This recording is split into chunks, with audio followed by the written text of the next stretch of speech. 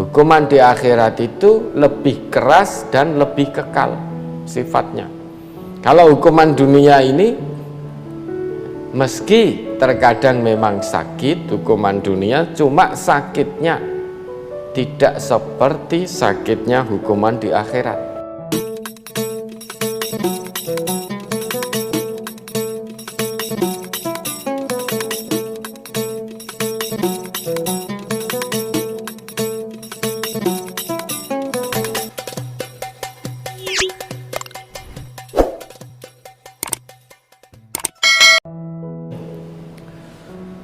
Jika kita berbuat kejahatan dengan melanggar undang-undang atau melanggar hukum negara, kita mendapat sanksi, dihukum atau dipenjara.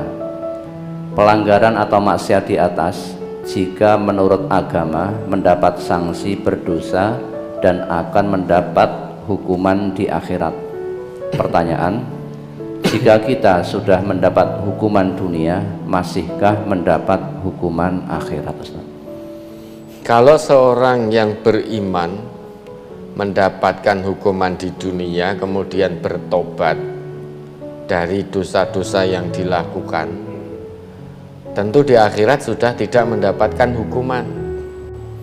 Nah, kalau belum bertobat sekalipun sudah mendapatkan hukuman dunia, ya di akhirat tetap mendapatkan hukumannya.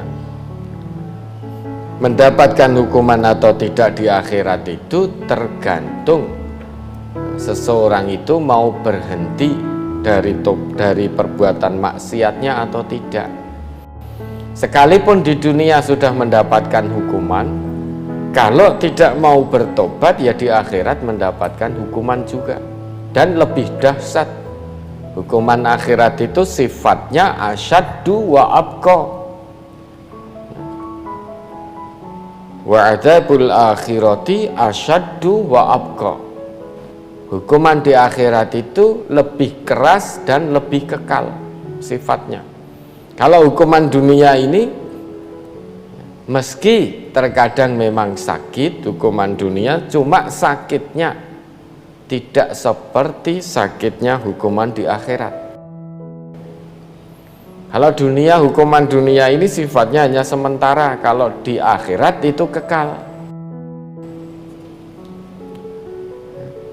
Coba kalau bisa nyari suratnya itu Ustaz, apa? Fil akhirati asyaddu wa abqa wa adzabul akhirati asyaddu wa abqa.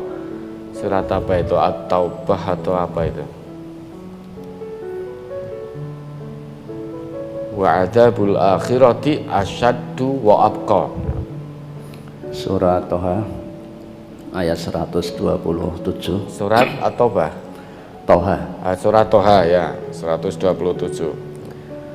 Wa kadzalika najzi man asrafa wa lam yu'min bi ayati rabbih wala azabul akhirati asyaddu wa abqa. Dan demikianlah kami membalas orang yang melampaui batas dan tidak percaya kepada ayat-ayat Tuhannya, dan sesungguhnya azab di akhirat itu lebih berat dan lebih kekal. Ya itu. Jadi orang yang melakukan satu perbuatan dosa kok tidak mau bertobat, ya, berarti dia melampaui batas. Orang yang melampaui batas, kalau sampai akhir hayatnya kemudian dia meninggal menghadap pada Allah, sekalipun di dunia sudah mendapatkan hukuman, namun tidak berhenti dari kemaksiatannya, tidak bertobat, tidak kembali kepada Allah, kemudian memperbaiki kesalahan-kesalahannya,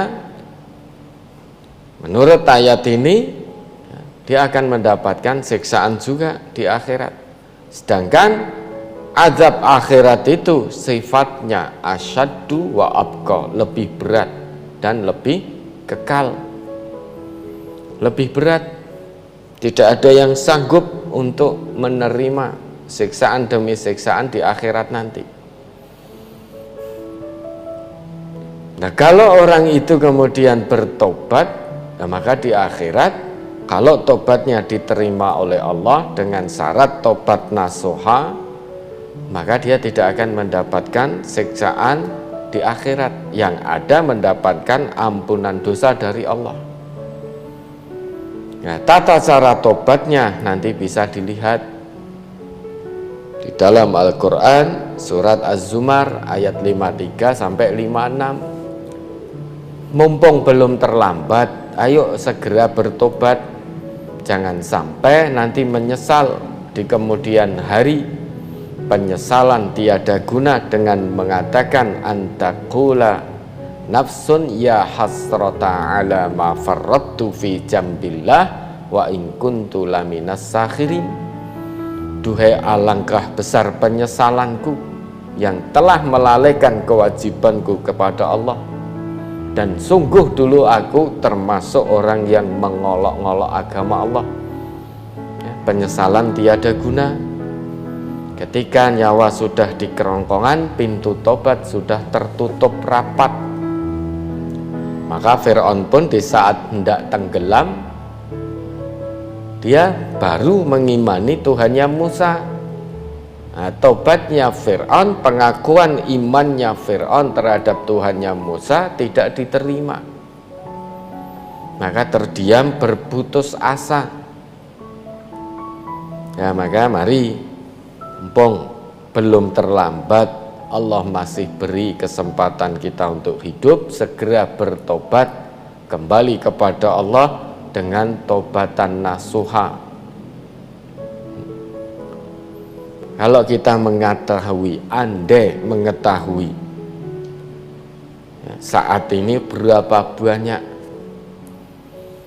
manusia-manusia yang di alam kubur, di alam barzah merintih, menjerit, memohon kepada Allah agar dikembalikan ke dunia dengan niat dan tujuan hendak menjadi hamba Allah yang soleh. Namun itu sudah tidak bisa.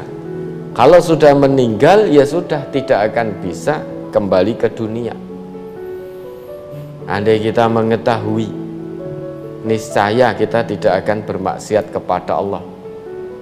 Saat ini berapa juta atau berapa puluh juta, mungkin berapa ratus juta manusia-manusia yang sudah meninggal saat ini merintih, menjerit, memohon kepada Allah agar dikembalikan ke dunia lagi, dan berjanji kepada Allah kalau dikembalikan ke dunia akan beramal soleh, akan menjadi hamba Allah yang soleh, tidak bermaksiat. Sekiranya manusia mengetahui itu, niscaya tidak akan ada manusia yang berani berbuat kedurhakaan kepada Allah. Maka mari segera bertobat, hentikan semua kemaksiatan apapun bentuknya, kembali kepada Allah. Waktu kita tidak lama, waktu kita di dunia ini tidak lama. Yang paling dekat dengan kita adalah kematian. Kenapa? Karena kita tidak tahu kapan mati kita, di mana mati kita, dengan sebab apa kematian kita. Kita tidak mengetahui. Namun yang pasti, seseorang itu pasti mati. Kita tidak mengetahui apa yang terjadi 5 menit ke depan. Bisa jadi saat ini kita masih hidup, 5 menit ke depan ternyata kita dipanggil oleh Allah. Tidak tertutup kemungkinan untuk itu. Maka la tamutunna illa wa antum muslimun. Jangan mati kecuali betul-betul berserah diri kepada Allah, jiwa dan raga, zahiran wa batina. Jangan sampai menyesal di kemudian hari. Ya, ada lagi.